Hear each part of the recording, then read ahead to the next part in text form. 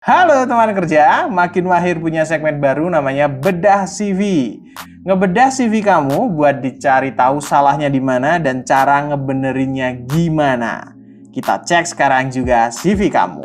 Oke, halo semuanya, kita ketemu lagi. Kali ini nggak di Mahir Tips, tapi kita ketemu di Bedah CV. Nah, ini segmen baru di Makin Mahir yang akan ngebedah satu persatu CV-nya kalian. Nah, jadi di Makin Mahir kita itu punya cara namanya beduk, dan di situ kita sering ngebedah CV. Cuman karena waktunya terbatas, nggak banyak CV yang bisa kita bedah, makanya kita bikin segmen khusus bedah CV nih teman-teman. Oke, nah CV pertama ini adalah dari salah satu teman-teman yang udah pernah ikut di acara beduk. Nah, jadi CV yang dikirim itu atas kesadarannya mereka. Jadi kita nggak asal comot ya.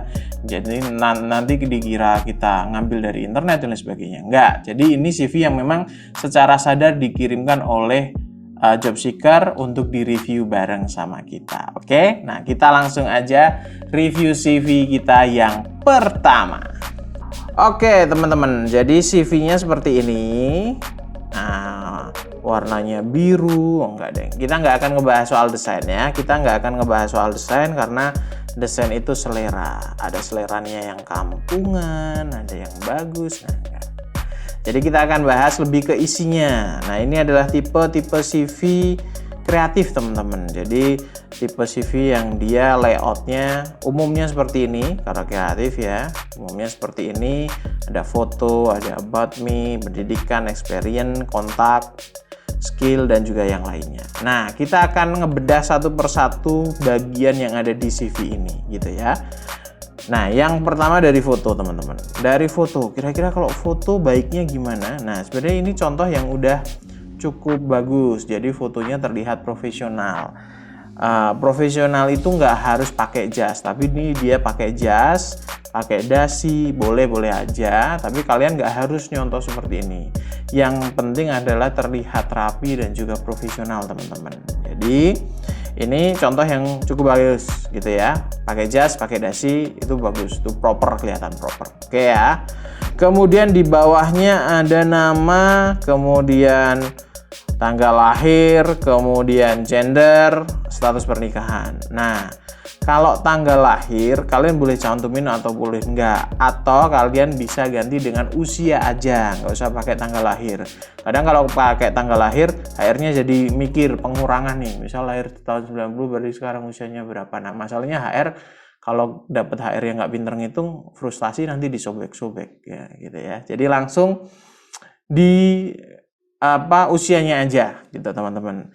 Gender kan udah kelihatan dari foto ya, fotonya laki-laki ya kan, gendernya laki-laki dong gitu ya. Kalau fotonya pakai jilbab udah pasti perempuan kan. Jadi ini sebenarnya nggak terlalu penting. Kalau kalian udah nyantumin foto itu udah pasti akan ke-tag, oh ini jenis kelaminnya apa ya. Kemudian status perkawinan boleh dicantumkan, boleh enggak. Kadang ada beberapa perusahaan yang mensyaratkan harus karyawan yang belum menikah atau calon karyawannya adalah belum menikah kayak gitu. Boleh dicantumin, tapi kalau nggak ada persyaratan nggak dicantumin juga nggak apa-apa. Kemudian kita turun ke kontak. Nah, di kontak di sini ada 3 hal. Ada email, ada nomor handphone, dan juga alamat. Nah, nih, email boleh dan wajib disertakan karena biasanya kita dikontak via email ataupun via WhatsApp. Nah, nomor telepon pastikan kasih tahu bahwa nomor ini juga bisa dihubungi via WhatsApp teman-teman. Kalau misal nomor telepon kalian dan juga nomor WhatsApp-nya beda, kasih dua-duanya gitu ya. Kadang ada HR yang ngubunginya via telepon, ada yang HR ngubunginya via WA kayak gitu. Kemudian alamat. Nah, ini alamat nggak usah terlalu lengkap, nggak usah pakai RT, nggak usah pakai RW gitu ya. Cukup kotanya aja. Misal di Semarang, Jawa Tengah, atau di Tangerang, Banten misal, atau misal di Medan, Sumatera Utara, kayak gitu doang aja, nggak usah sampai ke detail. Baru kalau nanti kalian dapat offering letter yang lebih detail lagi, kalian boleh sampein alamatnya lebih jelas lagi gitu. Oke, di kontak kita geser dulu ke kanan. Nah, di kanan ini biasanya di samping foto ada about me atau tentang saya. Oke, di bagian About Me, dia ngejelasin kalau dia adalah fresh graduate dari jurusan Fisika Diploma 3. Dan lulus, yang ditonjolnya adalah lulus kurang dari 3 tahun dengan GPA 3,45. Kemudian selama kuliah atau selama belajar, dia aktif di organisasi, project, bikin freelance, kemudian freelance laboratory project, jadi volunteer, kemudian jadi ikut di event-event sosial, kemudian dia punya passion untuk belajar hal baru dan bisa berpikir secara inovatif, kreatif, dan punya leadership serta teamwork. Kata-kata yang biasa saja dan umum pasti akan ditulis oleh semua orang, bahwa dia adalah orang yang inovatif, kreatif, punya jiwa kepemimpinan dan teamwork gitu ya. Sebenarnya boleh nggak ditulis kayak gini? Boleh-boleh aja. Tapi teman-teman, di About Me ini adalah salah satu bagian terpenting dalam CV di mana kalian harus mampu menyajikan sebuah kata pembuka yang kuat, kata pembuka yang powerful kalau kita nyebutnya. Yang powerful di mana bisa mendeskripsikan kalian secara detail. Nah, biasanya di sini di About Me ini itu bisa ditulis apa aja. Nah, di About Me itu kita bisa nulis beberapa hal, teman-teman ya. Oke. Di About Me kita pun bisa nulis beberapa hal. Yang pertama jelas profil. Jadi boleh profil. Kita tulis profilnya dulu. Bisa tulis profil. Oke ya, kita tulis coba. Nah, kita bisa nulis profilnya. Jadi di About Me kita bisa nulis profil. Kemudian kita bisa nulis skill, soft skill ya, soft skill, kemudian hard skill juga bisa, teman-teman ditulis di situ, hard skill, dan tujuan karirnya mau kemana, biar HR itu tahu kalian mau arahnya kemana, skill yang dimiliki apa, dan juga profilnya seperti apa. Misal contoh, karena dia misal jurusan fisika gitu ya, kemudian profilnya kan dia ngasih background bahwa saya itu lulusan dari jurusan fisika, lulus kurang dari 3 tahun dan punya GPA 3,4 gitu kan. Ini profilnya dia. Kemudian di soft skillnya dia bilang dia itu inovatif, kreatif, punya sisi leadership dan juga teamwork.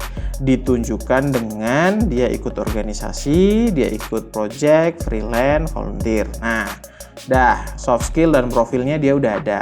Hard skillnya dia belum nyampein di sini. Kemudian tujuan karirnya dia juga belum mencantumkannya di sini. Nah, kenapa ini penting, teman-teman? Misal kalian ngelamar, ini dia punya pengalaman di bidang apa? Misal contoh ya, kita buat contoh. Dia sebagai maintenance elektrik di gardu hubung. Kemudian freelance di USU Laboratory, kemudian design and build temperature, water and level controlling gitu ya. Public speaking, oke. Oh, dia justru digital skillnya HTML, CSS, Autodesk, elektronik. Nah, ini masih nyampur-nyampur.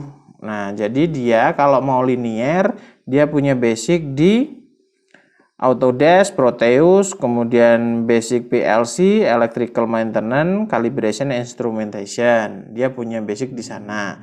Tapi dia juga tertarik untuk belajar HTML dan juga CSS, yaitu pemrograman. Nah, ini perlu di-clearkan dulu nih. Misal kalian ngelamar di dunia kalau kayak PLN gitu ya, elektrik ya, elektronika gitu ya, tapi kemudian kalian mencantumkan skill sebagai atau bisa CSS atau HTML, jadinya nggak nyambung, teman-teman. Nah, makanya pastiin dulu kalian mau berkarir sebagai apa, sehingga hard skillnya nanti kalian bisa menyesuaikan gitu ya. Oke, Pendidikan, di bidang pendidikan, oke, yang ditulis adalah yang terakhir aja. SMA boleh nggak ditulis? Boleh, tapi alangkah lebih baiknya kalau udah ada universitasnya, cukup universitasnya aja, gitu ya.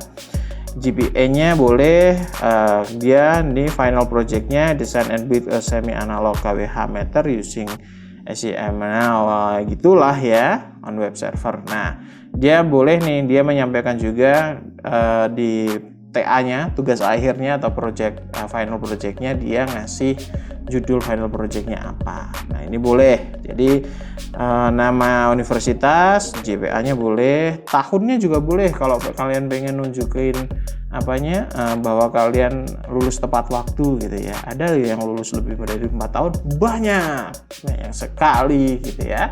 Nah, kalau kalian pengen nunjukin saya ini adalah lulusan yang tepat waktu, boleh tahunnya ditulis gitu ya. Kemudian jangan lupa tulis juga ini fakultasnya teman-teman. Fakultasnya ditulis juga. Ini belum ditulis nih fakultasnya. Di fakultas apa gitu ya. Oke, SMA kalau udah ada pendidikan di terakhir nggak usah. Kemudian nih yang perlu disoroti adalah kadang pakai bahasa Indonesia, kadang pakai bahasa Inggris.